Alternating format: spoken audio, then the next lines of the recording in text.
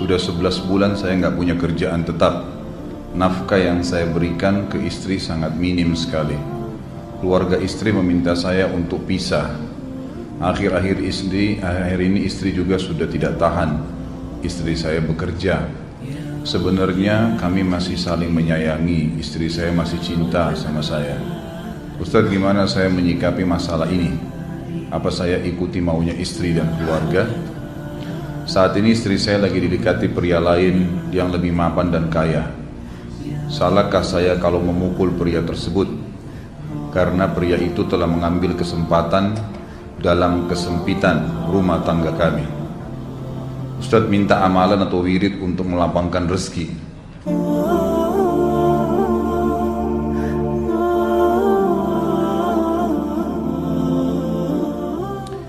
Yang pertama sekali, saya menyarankan Anda saran dari laki-laki ke laki-laki. Prinsiplah dan jangan merendahkan diri di hadapan wanita. Maksudnya begini,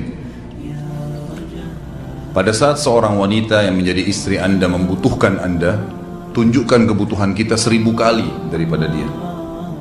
Dia sayang, dia perhatikan, dia siap berkorban. Kita harus 1000 kali lebih hebat daripada itu. Laki-laki memang penaung. Tapi kapan dibalik? Kalau saya pribadi, kapan dia tidak butuhkan, menunjukkan kebutuhan, saya 1000 kali tidak butuh sama dia. Untuk apa Anda merendahkan diri di depan seorang wanita yang kalau memang dia tidak bisa menjadi seorang istri? Karena kapan wanita sudah menyombongkan diri di hadapan laki-laki, tidak akan ada wibawa sama sekali. Ini poin dulu dalam pembukaan. Dan selalu saya sarankan siapapun ikhwah yang minta saran saya dalam masalah rumah tangga, yang paling pertama ini saya ucapkan, saya bukan menyuruh Anda menjadi keras, bukan. Tapi saya mengajak Anda untuk punya prinsip dalam hidup. Wibawa, pemimpin rumah tangga. Dibutuhkan kita butuh, tidak dibutuhkan ya sudah. Masih banyak gantinya. Dia mau ganti laki-laki lain, silahkan, ahlan wa sahlan, silahkan. Allah akan gantikan penggantinya yang lebih baik. Dan itu harus bisa kita punya prinsip. Memang begitu.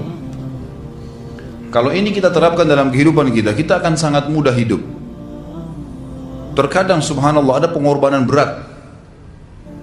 Berpisah dengan meninggal, berpisah karena masalah dosa yang dilakukan oleh pasangan kita, jelas haram. Kalau ada seorang istri hanya karena masalah suaminya kekurangan ekonomi mau berhubungan sama laki-laki lain, wanita apa ini? Cinta itu pengorbanan, kasih sayang. Bukan hanya pada saat mampu kemudian disayang, pada saat tidak mampu kemudian ditinggal. Subhanallah. Hati-hati, hukum Allah subhanahu wa ta'ala berlaku. Akhwat yang jadi istri, ikhwah yang jadi suami, harus tahu pasangan kita itu punya Tuhan sebagaimana kita punya Tuhan yang sama. Dan Allah itu maha adil.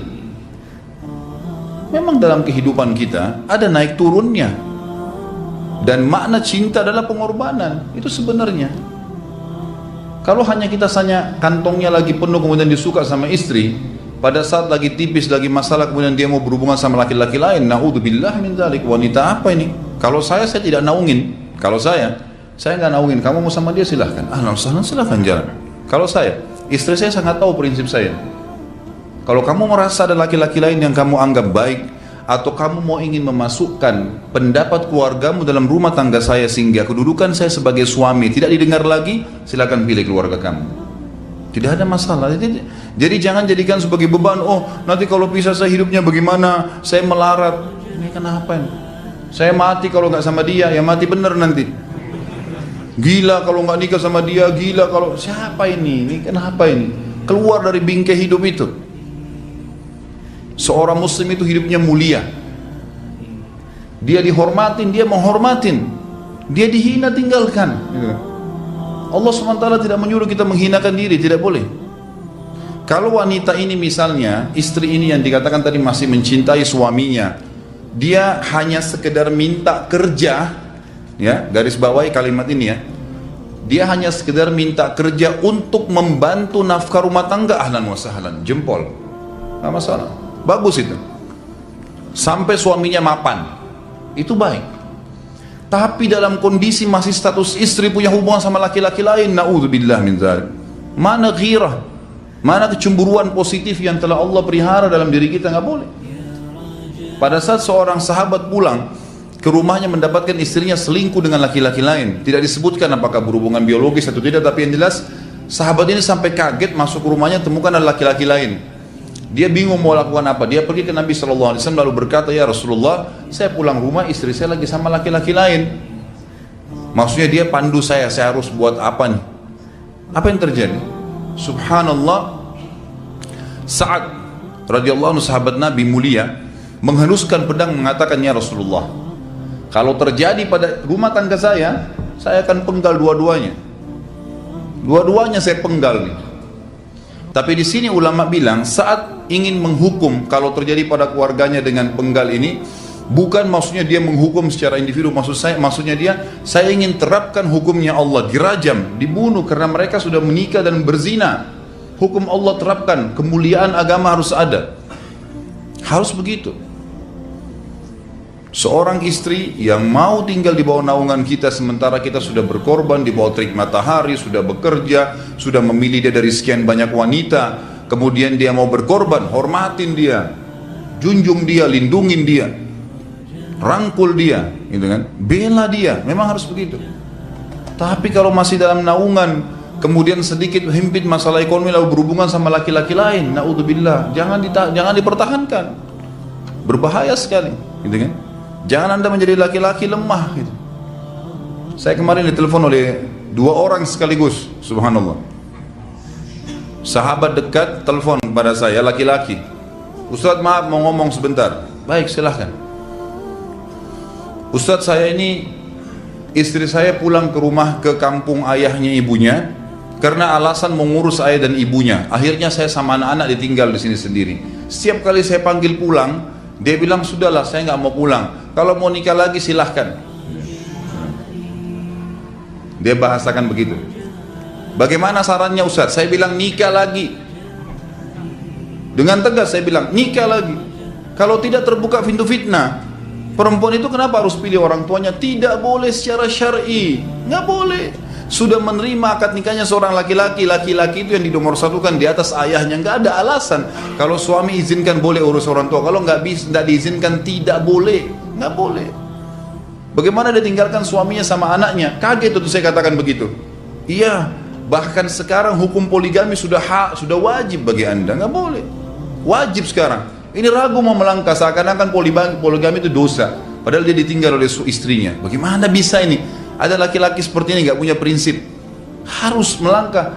Dia sudah dapat jawaban saya, dikasih ini Ustaz, teman saya juga mau bicara, masalahnya sama lagi. Ustaz, istri saya tinggalkan saya Ustaz, kayak mau menangis. Sebentar, jangan pakai nangis laki-laki. Apa ini cengeng? Ditinggal wanita nangis, subhanallah.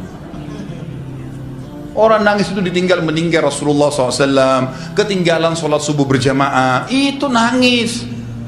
Nggak jadi jihad, nah itu nangis. Ditinggal perempuan nangis, la ilaha illallah. Allah ciptakan perempuan lebih banyak daripada laki-laki. Ini bukan menurunkan martabat perempuannya. Artinya harus seorang pemimpin itu punya wibawa. Nggak bisa, kalau nggak akan dianggap remeh nanti. Istri itu dinaungin, dilindungin, dididik, diberikan haknya ia. Berikan berlipat-lipat penghormatan sebagaimana dia berikan satu penghormatan, nggak apa-apa. Tapi jangan sampai menginjak martabat seorang pemimpin, tidak boleh. Akhirnya saya sampai bilang sama dia, akhi, ambil keputusan. Kamu mau balik sama saya berumah tangga di sini, atau kamu pilih rumah orang tua kamu? Oh, saya pilih orang tua saya, baik, saya ceraikan kamu sekarang. Assalamualaikum, tutup telepon, selesai. Jangan lama-lama. Cengeng sekali. Udah sujud sama Allah, saya masih berat cintanya Allah. Ia minta kepada Allah subhanahu wa ta'ala, minta gampang dihilangkan dari hati. Sebagaimana dia datang dia bisa keluar, gampang itu. Subhanallah ya, jangan terlalu mencintai dunia berlebihan. Kalau saran saya, kalau istri Anda ini tanya baik-baik, kalau kamu bekerja hanya karena mau bantu nafkah rumah tangga sekarang, ahlan wa sahlan, silahkan. Selama pekerjaan halal, antar dia ke tempat kerjanya. Muliakan dia, jaga, jemput pada saat pulang, Anda pembelahnya, begitu. Tapi kalau berhubungan sama laki-laki, ada subhanallah suami depannya dia istrinya telepon laki-laki lain dan dia menerima itu. Mana ini? Dalam agama haram. Wallah haram itu hukumnya. Nggak boleh. Itu namanya dayuth dalam agama. Nabi SAW mengatakan Allah melaknat dayuth. Kata sahabat, siapa itu dayuth ya Rasulullah? Laki-laki yang tidak punya cemburu terhadap pelanggaran agama yang terjadi pada istrinya. Gimana caranya? Nggak boleh dalam agama Islam, gitu kan? Makanya biasakan hati kita terisi dengan cinta kepada Allah SWT dan bukan cinta kepada manusia. Mencintai istri karena Allah yang perintahkan, mencintai suami karena Allah yang perintahkan. Jadi semua karena Allah. Tidak ada kata-kata hilang, tidak ada rugi kalau kita meninggalkannya. Jadi ini hal mendasar yang saya tahu, Allahu alam. Jadi sampaikan seperti itu. Kalau wirid apa? Saran saya adalah memperbanyak istighfar kepada Allah SWT. Gunakan momen musibah itu sebagai kesempatan untuk mendekatkan diri dengan Allah Subhanahu wa taala. Begitu.